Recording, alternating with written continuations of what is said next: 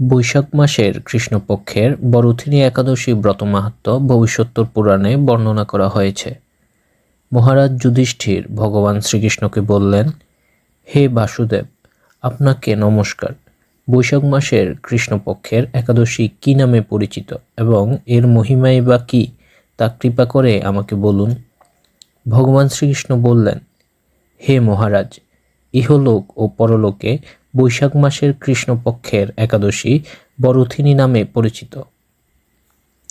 এই ব্রত পালন করলে সর্বদা সুখ লাভ হয় এবং পাপ নষ্ট হয় ও সৌভাগ্য লাভ হয়। দুর্ভাগা স্ত্রীলোক এই ব্রত পালন করলে সৌভাগ্য লাভ করে থাকেন। ভক্তি ও মুক্তিদানকারী এই ব্রত সব পাপ হরণ করে ও গর্ভবাস যন্ত্রণা দূর করে। এই ব্রতের প্রভাবে মান্ধাতা, ধুন্ধুমার প্রমুখ রাজারা দিব্যধাম লাভ করেছেন। এমনকি মহাদেব শিবও এই ব্রত পালন করেছিলেন। 10,000 বছরের তপস্যার ফল কেবল এক বরুথিনী একাদশী ব্রত পালনে লাভ হয়। যে শ্রদ্ধাবান ব্যক্তি এই ব্রত পালন করেন তিনি ইহলোক ও পরলোকে সব ধরনের বাঞ্ছিত ফল লাভ করেন। হে রাজন, অশ্বদান অপেক্ষা গজদান শ্রেষ্ঠ। গজদান থেকে ভূমিদান শ্রেষ্ঠ। এর থেকেও শ্রেষ্ঠ হলো তিলদান। তিলদান থেকেও শ্রেষ্ঠ হলো স্বর্ণদান। স্বর্ণদান থেকে শ্রেষ্ঠ হলো অন্নদান। অন্নদান থেকে শ্রেষ্ঠ দান আর কিছু নেই।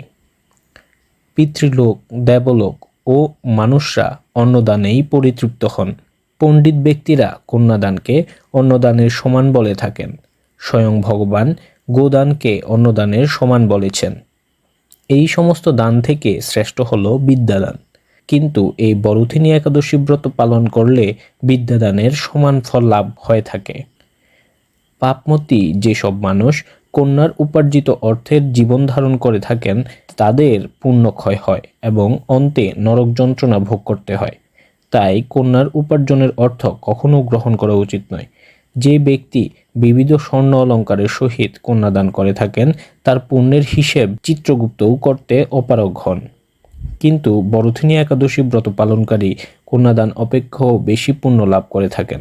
ব্রত পালনকারী ব্যক্তি দশমীতে কাঁসার পাত্রে ভোজন, মাংস, মসুর, ছোলা, শাক, মধু, অন্যের দেওয়া অন্ন, 2 বার আহার ও মৈথুন পরিত্যাগ করবে।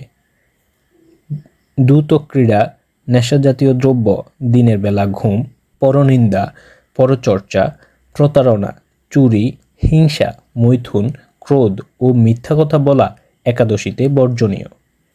কাঁসার পাত্রে ভোজন, মাংস, মসুর, মধু, তেল, মিথ্যা বলা, ব্যায়াম, 2 বার আহার ও মৈথুন এসব দ্বাদশীর দিনে পরিত্যাগ করবে। হে মহারাজ, এই নিয়ম অনুসারে বরুথিনী ব্রত পালন করলে সকল প্রকার পাপের বিনাশ হয় এবং অক্ষয় গতি লাভ হয়। যিনি হরিবাসরে রাত জেগে ভগবান জনার্দনের পূজা করেন তিনি সব পাপ হতে মুক্ত হয়ে পরম গতি লাভ করেন। অতএব সূর্যপুত্র যমরাজের যন্ত্রণা থেকে পরিত্রাণের জন্য শ্রদ্ধা সহকারে এই একাদশী ব্রত পালন করা উচিত। বরুথিনী একাদশীর ব্রতকথা শ্রদ্ধাভরে পাঠ বা শ্রবণ করলে সহস্র গোদানের ফল লাভ হয় এবং সব পাপ মুক্ত হয়ে বিষ্ণু লোক প্রাপ্তি হয়।